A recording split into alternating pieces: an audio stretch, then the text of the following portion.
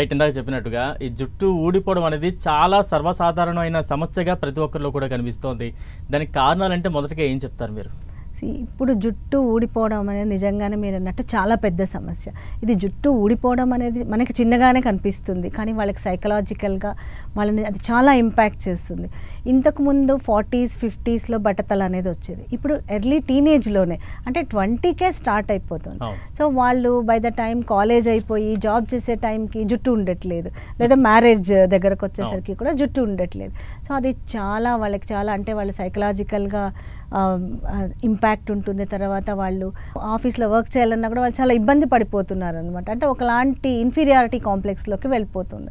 So అందుకని జుట్టు అనేది చాలా ఇంపార్టెంట్. ఎందుకంటే అది మన ఫేస్కి కూడా, అంటే ఫేస్ అందంగా కనిపించాలి అన్నా కూడా జుట్టు అనేది అంటే క్రౌన్ లాగా అనమాట, చాలా ఇంపార్టెంట్. సో దీనికి కారణాలు ఇప్పుడు రీసెంట్గా ఎందుకు ఎక్కువ అవుతుంది అంటే మేబీ ఒకటి అసలు బట్టతల అనేది అయితే జెనెటిక్ రీజన్స్. మామూలుగా జుట్టు ఊడిపోవడం అంటే స్ట్రెస్ కానీ, లేకపోతే జంక్ ఫుడ్ తినడం వల్ల కానీ, లేదు అంటే వాళ్ళ లైఫ్ స్టైల్ మోడిఫికేషన్స్. ఇప్పుడు అందరూ కూడా జంక్ ఫుడ్ తిని లావ్ అయిపోవడం, దాంతో హార్మోనల్ చేంజెస్, దాంతో హెయిర్ ఫాల్, ఇవన్నీ ఉన్నాయి.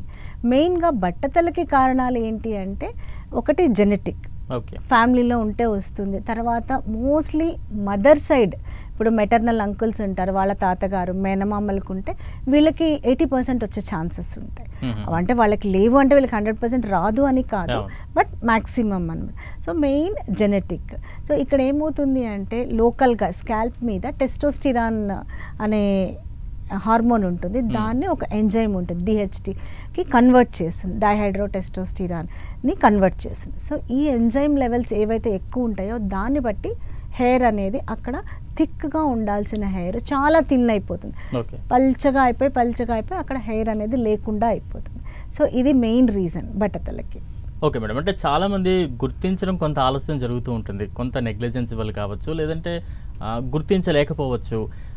ఎలా గుర్తించాలంటారు? దీనికి ఏమైనా స్టేజెస్ ఉంటాయా? డెఫినెట్గా దీనికి మీరు అన్నట్టు స్టేజెస్ ఉన్నాయి. 8 స్టేజెస్ ఉన్నాయి. హ్యామిల్టన్ నార్వుడ్ క్లాసిఫికేషన్ అని ఉంటుంది.